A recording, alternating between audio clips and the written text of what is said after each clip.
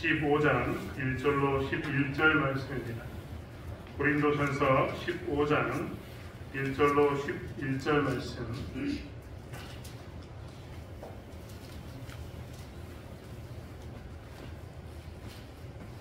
고린도전서 15장 1절로 11절 말씀을 찾으셨으면 한 목소리로 함께 합독하겠습니다. 형제들아, 내가 너희에게 전한 복음을 너희에게 알게 하노니 이는 너희가 받은 것이요 또 그 가운데 선 것이라. 너희가 만일 내가 전한 그 말을 굳게 지키고 헛되이 믿지 아니하였으면 그로 말미암아 구원을 받으리라. 내가 받은 것을 먼저 너희에게 전하였노니 이는 성경대로 그리스도께서 우리 죄를 위하여 죽으시고 장사 지낸 바 되셨다가 성경대로 사흘 만에 다시 살아나사 게바에게 보이시고 후에 12 제자에게와 그 후에 500여 형제에게 일시에 보이셨나니 그 중에 지금까지 대다수는 살아있고 어떤 사람은 잠들었으며 그 후에 야고보에게 보이셨으며 그 후에 모든 사도에게로 맨 나중에 만삭되지 못하여 난 자 같은 내게로 보이셨느니라. 나는 사도 중에 가장 작은 자라. 나는 하나님의 교회를 박해하였으므로 사도라 칭함 받기를 감당치 못할 자냐. 그러나 내가 나 된 것은 하나님의 은혜로 된 것이니 내게 주신 우리의 은혜가 헛되지 아니하여 내가 모든 사도보다 더 많이 수고하였으나 내가 한 것이 아니요 오직 나와 함께 하신 하나님의 은혜로다. 그러므로 나나 그들이나 이같이 전파하되 너희도 이같이 이루느니라. 아멘. 눈이 많이 오는데 오신다고 생각했습니다. 정말 영광은 눈이 정말 많이 오는 것 같습니다. 추운 날씨에 일찍 나오셔서 기다리셨다고 오시는 우리 권사님 집사님들 너무나 감사하고 일찍 나와서 교회를 위해서 기도해 주시는 분들께 모두 다 감사를 드립니다. 우리는 어떤 말을 할 때마다 단어를 정말 중요시 여기면서 사용해야 합니다. 단어가 너무나 중요하기 때문입니다. 그 단어를 어떻게 쓰는가에 따라서 말의 의미가 완전히 달라지기 때문에 단어를 정말 조심히 잘 써야 합니다. 단어를 잘못 쓰게 되면 설화라고 그 혀의 놀림을 잘못한 것으로 인한 큰 화를 당할 수도 있는 것이 단어의 사용입니다. 반면에 단어를 잘 사용하면 말을 잘하고 논리적이어서 사람 이해시키는데도 정말 좋습니다. 오늘 제가 주보에 부활 역사적 사건이다라는 말을 적어두었습니다. 부활이 역사적 사건이다라는 말에서 역사적이다라는 말은 우리가 잘 알고 있는 보편적인 역사적이라는 단어입니다. 우리는 이제 헷갈릴 이유가 없습니다만 많은 사람들이 잘못 이 단어를 쓰면 예수에 대해서 오해하기 때문입니다. 역사적 예수라고 이야기하면서 주장하는 어떤 사람들 중에 어떤 사람은 예수는 하나님이 아니라 인간이다. 왜? 그는 정말 우리와 같이 역사 가운데 있었던 존재했던 사람이기 때문에 그는 하나님이 아니라 인간이다라고 이야기하면서 인간만을 강조하는 그런 모습으로 역사적인 예수라는 말을 쓰기도 합니다. 한국말로는 비슷하게 보이지만 사실 영어로는 조금씩 다 차이가 있고 다른 말로는 차이가 있는데 번역하면 이렇게 생기기 때문에 생긴 문제입니다. 하지만 우리는 그런 말로 역사적인 예수, 부활 역사적인 사건 이런 말을 쓰지 않습니다. 역사적이다 이 말은 무엇이냐면 반드시 있었던 일이다 라는 이야기입니다. 반드시 있었던 이야기다 그 말은 무엇이냐면 그 일은 거짓말이 아니라 참된 것이다 라는 이야기가 됩니다. 반면에 역사적이라는 말은 그렇다면 그 일이 진짜인가 거짓말인가 증거해봐라 라고 물어보면 증거할 수 있을까요 없을까요? 없습니다. 지금 이 현재의 시점에서 그것을 증명할 수 없는 문제가 되는 겁니다. 만약에 실험이라고 이야기하면 물 H2O라고 이야기하는 물이 있다면 수소 2개하고 산소 2개를 합치면 물이 된다. 자동차 높은 온도에 용광로에 철을 집어넣으면 철이 좋은 이 철이 나온다라는 이런 것들은 다 현재에서 증명해 보일 수 있지만 역사적 사건은 현재에서 증명해 보일 수가 없습니다. 과거에 있던 사건을 지금으로 끄집어 와서 봤지 6.25 때 전쟁이 일어났으니까 6.25 전쟁을 끄집어 와서 지금 봤지 이렇게 이야기할 수가 없는 겁니다. 예수의 부활이 역사적 사건이다 이 말은 사람들이 예수님이 지금 내 눈앞에서 부활하면 좋겠다라고 이야기하지만 그런 일은 있을 수가 없습니다. 이미 예수님께서는 2000년 전에 역사적인 사건으로 부활하셨고 그 부활을 우리는 지금 어떻게 하냐면 마치 우리가 6.25를 경험했던 사람들의 말을 듣고 6.25를 이야기하고 일제를 경험했던 사람들의 말에 의해서 일제를 우리가 경험하는 것처럼 우리는 무엇을 고백하느냐? 예수의 부활에 대해서 우리는 고백합니다. 이게 역사적 사건으로서의 부활입니다. 그러니까 예수의 부활은 꼭 있었던 사건이고 예수의 부활은 지금 우리 눈앞에 다시 끄집어 올 수는 없지만 정말 있었던 사건에서 사람들에게 쭉 이야기되어 왔던 정말 부인할 수 없는 그런 사건이다라는 게 역사적 사건이다라는 단어가 됩니다. 사실 우리는 교회가 시대와 상황에 따라서 특별히 환경에 따라서 교회가 강조하는 부분이 조금씩 달라지는 것을 보게 됩니다. 교회가 강조하는 부분이 달라졌다 이렇게 얘기하니까 교회가 변질되었다 이런 말이 절대 아닙니다. 교회가 어떤 것을 더 강조하느냐 다 하나님의 말씀인데 하나님의 어떤 부분을 더 강조하느냐 이겁니다. 예를 들면 저희가 지금 신방 기간인데 신방을 갔는데 그 사람이 처한 상황이 아픈 사람입니다. 그러면 우리는 아픈 사람에게 무엇을 이야기해 줘야 될까요? 하나님이 용화 라파로서 치료하는 하나님이다. 아픈 자에게 의사가 필요한 것처럼 아픈 우리에게는 예수가 필요하다. 아픈 자에게 공의로운 빛이 떠오르게 되면 즉 예수의 은혜를 있게 되면 우리에게 표징이 나타나서 기적을 경험하게 될 것이다. 나사렛 예수님으로 나가기를 원한다라고 이야기해 주는 것. 이게 뭐냐면 그 사람의 상황과 환경에 맞춰서 말씀을 해석해 주는 겁니다. 네 문제는 이건데 그 문제는 이렇게 푸는 거야 라고 이야기를 해주는 것이죠. 시대와 상황에 따라서도 마찬가지입니다. 각각의 시대에는요 다 시대의 아픔이 있었습니다. 시대의 아픔에 대해서 성경은 말씀을 분명히 하나님은 성경을 통해서 분명히 그것은 이런 것이 나의 뜻이다라고 이야기합니다. 그러면 시대의 아픔에 따라서 우리는 그 시대에 맞는 말씀을 더 강조합니다. 사도 바울이 오늘 고린도 교회에게 편지를 썼는데 사도 바울은 고린도 교회에게 지금 강조했습니다. 고린도전서의 고린도 교회는 문제가 많은 교회라고 제가 계속 말씀드렸습니다. 그런데 고린도전서 14장까지의 문제와 15장의 문제는 차이가 있습니다. 고린도전서 14장까지의 이야기, 고린도 교회의 문제는 실제적인 겁니다. 같이 음식을 나눠 먹는데 성만찬식을 하는데 예배 후에 음식을 떡을 나누는데 음식을 통해서 어떤 사람은 배가 고프고 어떤 사람은 배부르고 부자들끼리 서로 놀고 가난한 사람은 소외되고 이런 문제에 대해서 이야기하는 겁니다. 정말 실질적으로 이혼의 문제가 있었기 때문에 이혼의 문제에 대해서 이야기하는 겁니다. 실질적으로 당파 싸움을 하고 있기 때문에 나는 게바에게 나는 아볼로에게 이런 수많은 분쟁이 있으니까 그 문제를 이야기했습니다. 즉 고린도전서 14장까지의 문제는 현실적인 문제, 현재 지금 직면해 있는 눈앞에 있는 문제입니다. 그런데 고린도전서 15장에 관한 문제는 어떤 거냐면 부활에 관한 문제입니다. 여러분 생각해 보십시오. 부활은요 그 전에 결혼의 문제, 다툼의 문제, 혹은 음식을 먹는 것의 문제, 우상 숭배에 관한 문제 다 어떻게 해석할 수 있었습니까? 지금 처한 상황이니까 그것은 이렇게나 저렇게나라고 현재의 수많은 이야기를 끄집어내가지고 이야기할 수 있었던 겁니다. 그런데 부활에 관한 문제는 이야기가 좀 달라집니다. 부활은 언제 일어나는 겁니까? 현재가 아니라 미래에 일어나는 겁니다. 부활은 무엇으로 설명하느냐? 역사적 사건인 것처럼 우리가 부활에 대해서 역사적 사건이라고 이야기했는데 과거의 전쟁이라면 그거 기록에 있었잖아 이렇게 이야기할 수 있습니다. 일제시대 이야기를 이야기하고 6.25 전쟁을 이야기하면서 우리 다 알고 있잖아 이렇게 이야기하면 됩니다. 그런데 부활은 앞으로 있을 이야기거든요. 그럼 어떻게 이야기해야 됩니까? 부활은 사실 어떤 영역이냐면 실제 영역이 아니라 믿음의 영역입니다. 진짜 이 부활의 사건은 믿음으로 받아들이는 거지 내 눈에 보이니까 받아들이겠다 이런 게 아니라는 겁니다. 하지만 오늘 사도 바울은 그 부활에 대해서 비록 믿음으로 받아들이고 저 멀리 있는 것 미래에 우리가 부활할 것으로 보이지만 우리는 부활이 있다는 것을 분명히 알 수 있다라고 사도 바울은 설명합니다.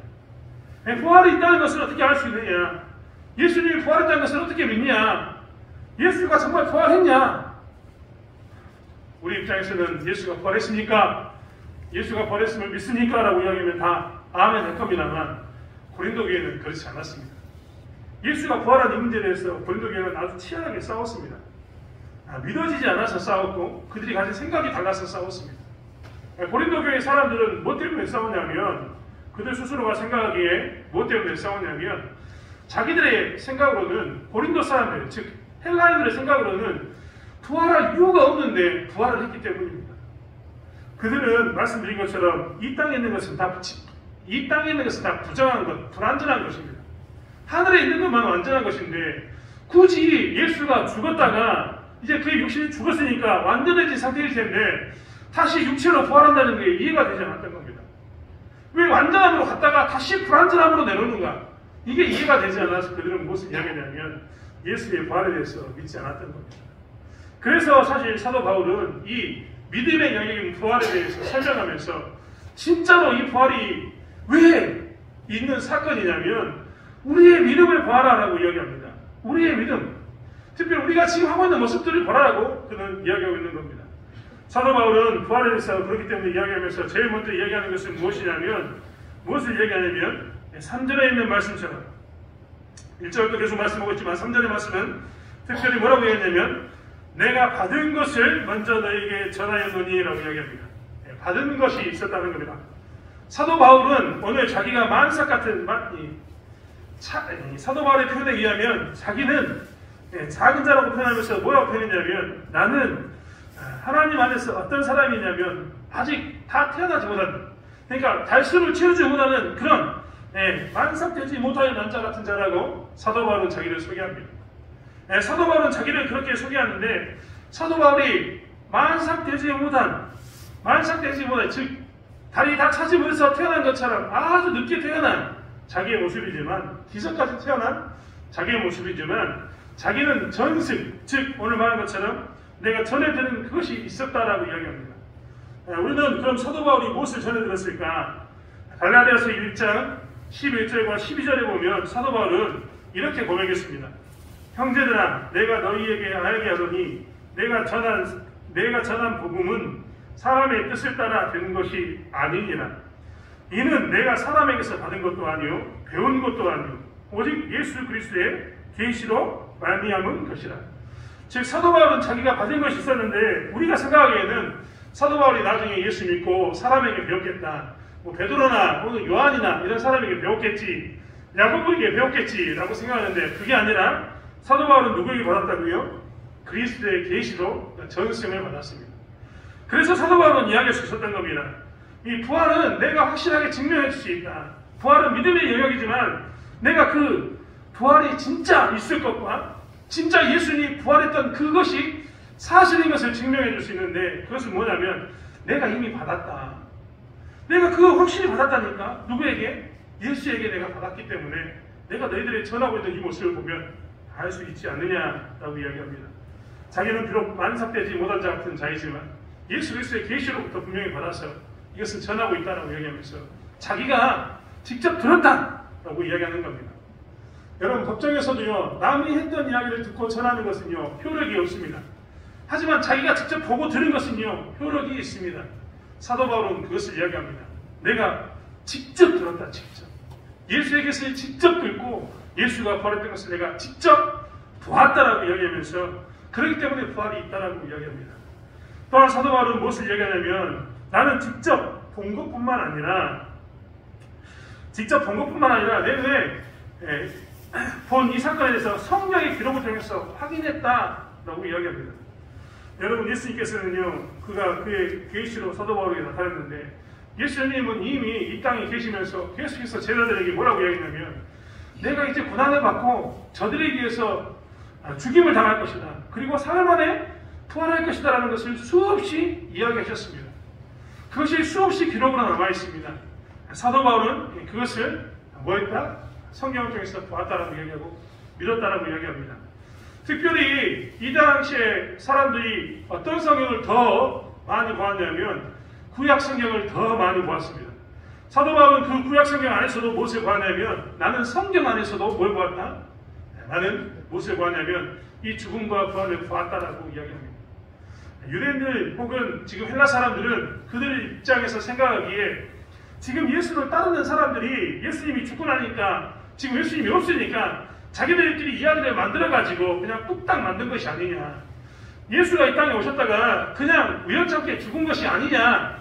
죽임당한 것이 아니냐라고 이야기하는데 사도 바울은 뭐라고 이야기하냐면 그게 아니라 그냥 죽은 게 아니라 약속의 성취로, 즉 그는 왔다가 어느 날 갑자기 죽어버린 이런 사건이 아니라 사고를 당해서 죽은 그런 분이 아니라 뭐냐면 계시로 드러냈던 그것, 그리고 성경에 드러냈던 그것을 이루기 위해서 그가 오셨고 그것을 이룬 분이다라고 이야기하는 겁니다. 성경을 통해서 배웠다, 이 말은 바로 거기에 있습니다. 내가 여기서 지어낸 말이 아니라 구약 성경, 그리고 예수님 했던 말, 모든 것을 되돌아보면 그것이 다 하나로 이어져 있는데 그것이 이루어진 것이다 라는 것을 말하고 있습니다. 여러분, 이사야서에 대해서 우리는 잘 알고 있습니다.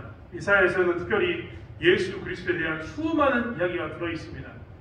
이사야서 53장 5절부터 12절의 말씀은 그가 찔림은이라는 말로 시작하는 그 말씀으로 우리가 고난주간마다 너무나 많이 들었던 말씀입니다.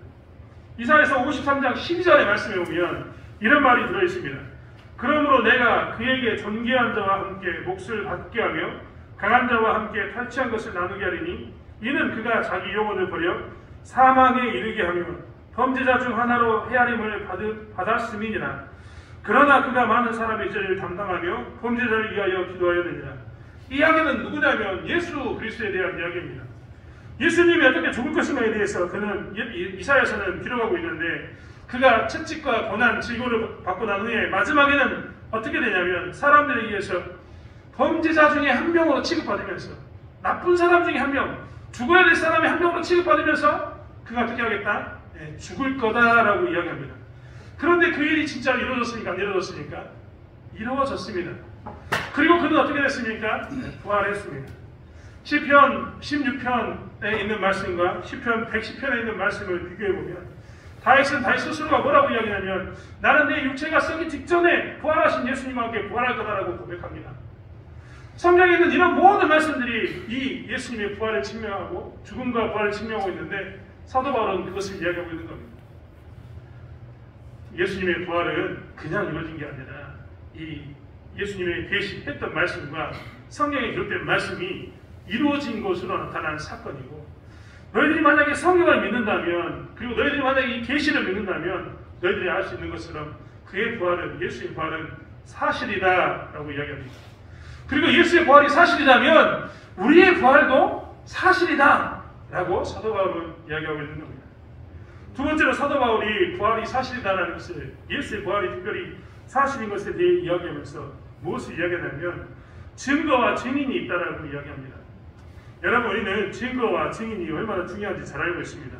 그런데 사도 바울은 오늘 성경에서 뭐라고 얘기하냐면 예수의 부활을 본 사람들이 엄청나게 많다는 겁니다. 5절의 말씀을 보면 게바에게 보이시고 라고 나옵니다. 여기서 게바는 베드로입니다. 후에 12제자에게와 후에 500여 형제에게 일시에 보이셨다. 한 사람이 봤다라고 하면 네가 잘못 본 건 아니야? 그리고 예수님의 제자들이 봤다고 이야기하면 너희들만 착각한 건 아니야? 라고 이야기할 수 있겠는데 500명이 어떻게 봤다고요? 동시에 봅니다. 동시에. 부인할 수 없는 일이 나타나게 된 겁니다. 심지어 사도 바울은 뭐라고 이야기하냐면 그 중에 대다수는 살아있다. 아직 그들은 죽지 않았다라고 이야기합니다. 본 사람이 살아있어. 500명이 일시에 봤는데 그들 중에 500명 중에 대부분이 살아있어. 게바와 12제자가 봤는데 아직 그들이 살아있어. 많은 사람들이 지금 죽지 않고 살아있어라고 이야기하면서 너희들이 만약에 예수의 부활을 부인한다면 내가 그를 데려다가 그들을 불러다가 너희들에게 말할 수 있어.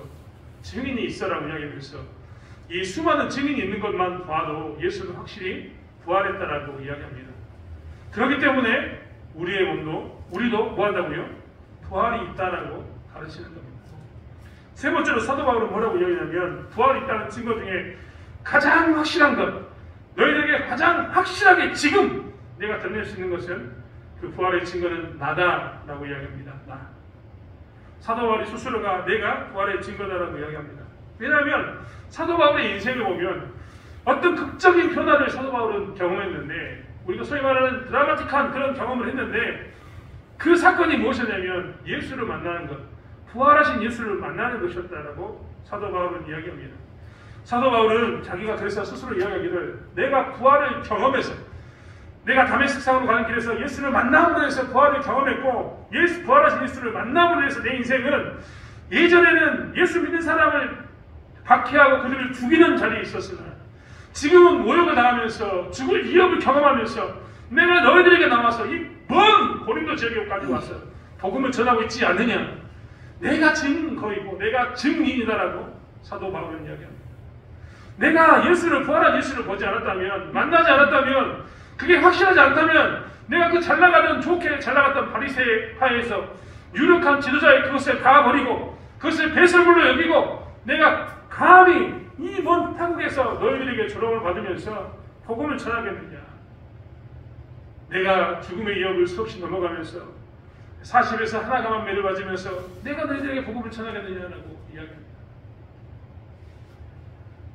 자기가 확실한 증거이기 때문에 예수의 부활은 있다라고 이야기하면서 너희에게도 부활이 있을 거다라고 사도 바울은 이야기합니다. 오늘 우리는 좀 전에 말씀 나눴던 것처럼 시대별로 말씀을 강조하는 바가 좀 다르다라고 이야기했습니다. 여러분, 교회가 이 땅에 있으면서 교회가 정말 조심해야 할 게 있는데 교회가 이 땅에 있으면서 놓치지 않아야 할 게 저는 두 가지가 있다고 생각합니다. 그 중에 첫 번째는 예수 그리스도의 은혜입니다. 우리는 십자가의 은혜를 절대 놓쳐서는 안 됩니다. 십자가의 은혜를 놓치면 우리는 아무것도 아닙니다. 정말 이 십자가의 은혜는 무엇과도 바꿀 수 없는 그런 은혜입니다. 아니, 나 같은 사람을 위해서, 독생자를 죽임으로 위해서 하나님이 나를 위해서 죽었다는 것이 믿어집니까? 내 죄를 위해서 정말 이 위대한 사건이 일어났던 자체가 얼마나 우리에게 큰 은혜입니까? 우리는 이 은혜 앞에 서 있으면요, 우리가 하고 있는 모든 것이 아무것도 아닙니다라고 고백할 수밖에 없는 거죠. 즉, 그리스도인으로 살면서 내가 당하는 수많은 고난과 핍박에 대해서 십자가의 은혜만 기억하면 나는 괜찮습니다. 나는 이렇게 당해도 예수님을 부인하지 않겠습니다. 라고 이야기합니다. 예전에도 제가 한번 말씀드렸습니다. 일본의 유명한 소설 침묵이라는 소설에 대해서 한번 이야기한 적이 있습니다. 그 주인공은 로드리고 신부라는 사람인데 그 로드리고 신부는 자기의 스승이 일본으로 가서 배교했다는 이야기를 듣고 일본으로 찾아갑니다. 카톨릭 사제였던 이 로드리고 신부는 그래서 일본에 찾아가서 자기의 스승이 진짜로 배교했는지를 찾아봅니다. 근데 나중에 그 스승을 만났는데 어떻게 배교했냐? 정말 스승이 배교했습니다. 근데 왜 배교했냐? 수많은 일본의 믿는 사람들을 바닷물에 던지면서 네가 예수를 부인하면, 네가 배교하면 저 사람들을 살려주겠다 라고 이야기하는 그 고통 가운데서 뭘 하느냐? 왜 하나님은 침묵하고 계시는가? 왜 우리를 구원해주지 않는가라고 고백하면서 그는 뭘 하냐면 하나님을 배신하고 차라리 저 사람들의 생명을 버겠다라고 배교합니다. 나중에 로드리고 신부도 그도 어떻게 하냐면 배교의 자리에 서게 됩니다. 물론 다른 모양으로 배교하지만 그도 서게 된다는 겁니다.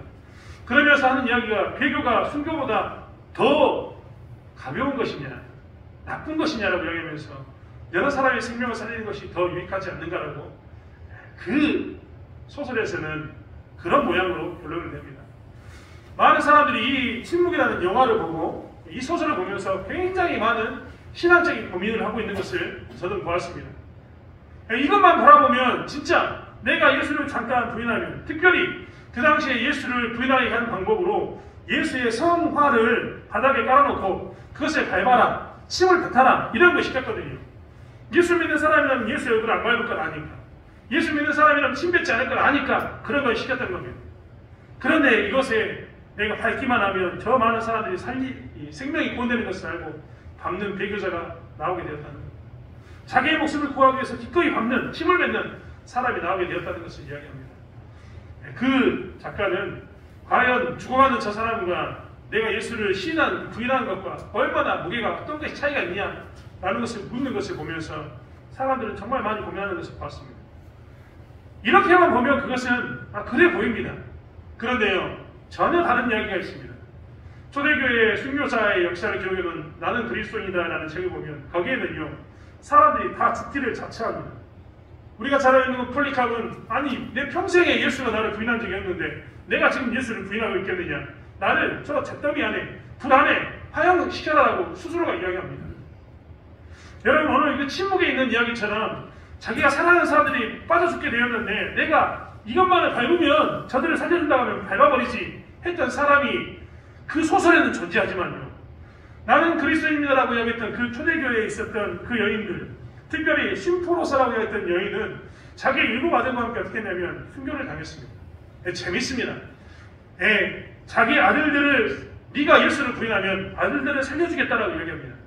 내가 예수를 부인하지 않으면 내가 아들들 하나씩 내 눈앞에서 죽이겠다고 이야기하는데 아들들이 재밌습니다. 우리가 하나님을 아는데 어찌 기꺼이 하나님을 포기하겠습니까? 내가 기꺼이 죽을 테니까 어머니는 걱정하지 마시라고 이야기하고, 그 어머니는 뭐라고 이야기하냐면 너희들의 죽음이 헛되지 않느니 너희가 예수 위해 죽으라고 이야기합니다. 도대체 이 두 개의 차이는 뭘까요? 한쪽에서는 침묵을 이야기하면서 배교가 정말 가벼운 것이 아니라 무거운 것이다. 사람을 살리기 위해서 배교하면은 우리가 이해해야 되는 것 아니냐라고 우리에게 질문을 던지고 있는데, 한쪽에서는 신앙의 선배들은 뭐라고 이야기하냐면 나는 기꺼이 죽겠다라고 이야기합니다. 심지어는 자식들에게도 먼저 죽으라고 이야기하고, 심지어는 그 자식들도 내가 죽는 것이 즐겁다라고 이야기하면서 기꺼이 자청해 나갑니다. 왜 이런 문제가 생겼을까요? 그것은 바라보는 바가 다르기 때문입니다. 사도 바울도 오늘 그것을 이야기하고 있습니다. 너희들이 은혜의 의식을 가지면 나는 아무것도 아닙니다라고 고백하는 그런 사건 가운데 있으면서 하나님께 충성할 수밖에 없는데, 이제 너희들이 혹시라도 그 충성하면서 죽음의 직면에서, 정말 너희들이 죽음의 직면에서 너희들의 생명을 가지고 누군가가 위협을 하면 너희들은 어떻게 할래? 사실 예수 믿으면서 우리가 우리의 생명을 가지고 위협을 당하면요, 우리도 유혹이 생깁니다. 죽는 게 싫으니까요. 얼마나 끔찍합니까? 여러분, 제가 만약 여기 순교하면 제 처자식은 누가 먹여 살리겠습니까? 이런 거 생각하면 사실 죽기가 쉽지 않습니다. 하지만요, 내 눈에 뭐가 보이면? 부활이 보이면, 내 눈에 예수 십자가의 부활이 보이면 나는 무엇을 이야기할 수 있냐면 이 죽음에 대해서 두려워하지 않습니다. 왜 제가 이 죽음을 두려워합니까? 성경에 나온 것처럼 육은 죽여도 영은 죽이지 못하는 그 자들을 내가 두려워할 이유가 없습니다. 내 육은 잠시 죽겠지만 내 육은 예수님이 부활하셨던 것처럼 어떻게 된다고요? 나도 부활할 텐데요. 여러분, 그래서 사도 바울이 지금 이야기하고 있는 겁니다. 예수의 부활이 역사적인 사실이고 역사적인 사건이어서 진짜 있었던 사건이니까, 너희들이 혹시 믿음에 관한 문제 가운데 시를 받으면서 누군가가 너희들의 생명을 가지고 너 죽을래? 네 몸이 죽을지어도 너는 예수를 믿겠냐라는 그런 질문을 받을 때 너희들이 기억해야 될 것은 뭐라고요? 역사적으로 진짜로 부활했던 예수님. 너희들의 생각에서는, 헬라인들의 입장에서는 아니 육체를 다시 가지고 육신이 부활하는 것이 이해가 되지 않겠지만, 예수님이 부활한 것을 기억하면서 너희들이 무엇을 두려워하지 말라? 죽음을 두려워하지 말라라고 이야기하는 겁니다. 사랑하는 성도 여러분, 그렇기 때문에 교회는 반드시 무엇을 지켜야 되느냐? 예수 그리스도의 은혜, 이것과 부활에 대한 소망을 반드시 지켜야 됩니다. 아니, 부활에 대한 소망이 있으면 무엇이야?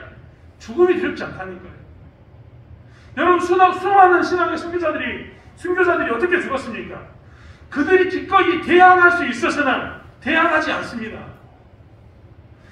그들이 복음을 전하러 갔던 그 수많은 장소에서 그들이 총을 가지고 있거나 무기를 가지고 있었음에도 불구하고 그들은 복음을 전할 자들을 위해서 총을 쓰거나 무기를 쓰지 않습니다.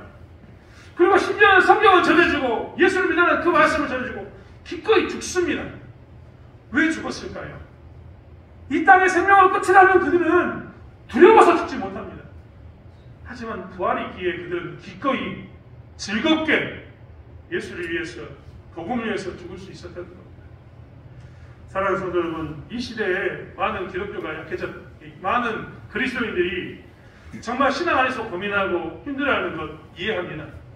하지만 신앙 안에서 고민하고 힘들어하면서 많은 것을 선택할 수 있지만 반드시 기억해야 할 것은 무엇이냐면, 나를 위해서 죽으신 십자가의 은혜와 그리고 예수가 우리에게 주셨던 그 부활의 천년으로서 주신 선물을 우리는 기억해야 합니다.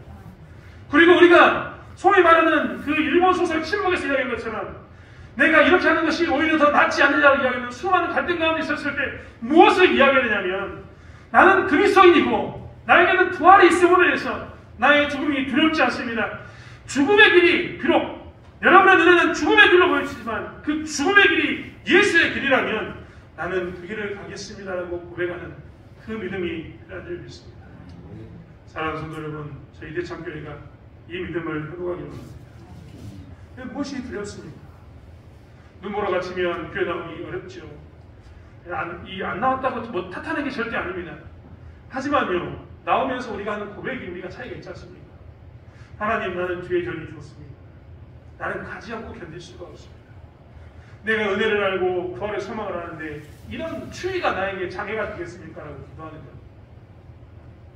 세상 살아가면 어려움이 참 많죠. 교회를 떠날 일도 참 많습니다. 안 그렇습니까? 관계 때문에 힘든 것을 떠나서 요즘은 이제 경제적으로도 힘드니까 교회를 떠날 수도 있습니다. 그런데요, 우리가 기꺼이 고백할 수 있습니다. 하나님, 내가 어렵지만 주님을 떠나지 않는 것은, 내가 이 어려운 시기에 주일을 포기하면서 주일날 일을 하면 최소한 10만 원은 벌 텐데 이 10만 원을 버리는 것은, 내가 주일을 일한다고 이야기하면 더 많은 직장이 내게 열릴 텐데 이 직장을 버리는 것은 내가 무엇입니까? 은혜를 알고 부활을 알기 때문이다라고 고백하는 그 신앙이 아름다운 것입니다. 사실 우리는 이 은혜와 부활을 한다면 그렇기 때문에 기꺼이 무엇을 할 수 있느냐? 하나님을 위해서 우리의 생명도 내어놓을 수 있는 은혜 가운데 설 수 있다는 것을 보게 됩니다. 사랑하는 성도 여러분, 이 시대는 이것을 잃어버렸습니다. 이 시대에 자꾸 은혜를 강조하지 않고 부활을 강조하지 않고, 은혜를 내 눈앞에 두지 않고 부활을 내 눈앞에 두지 않으니까 우리가 자꾸 이것을 놓치게 됩니다. 그러니까 그리스도인들은 점점점 약해져 갑니다. 죽음의 위협 가운데 그 죽음의 위협을 넘어서지 못합니다. 감히 넘어설 수 있을까라고 두려워합니다. 하지만 우리가 다시 은혜를 붙들고 부활에 붙든다면 우리는 능히 세상을 이겨낼 줄 믿습니다. 우리는 세상 가운데서 그리스도의 복음의 위대함을 다시 한번 증명하고 우리에게 가는 이 길이 얼마나 위대한가를 증명할 수 있는 삶을 살 수 있다는 겁니다. 환난의 기간이 우리에게 100년이 됩니까? 200년이 됩니까? 초대교회는 무려 300년, 400년 동안 복음을 지키기 위해서 핏값을 흘렸습니다.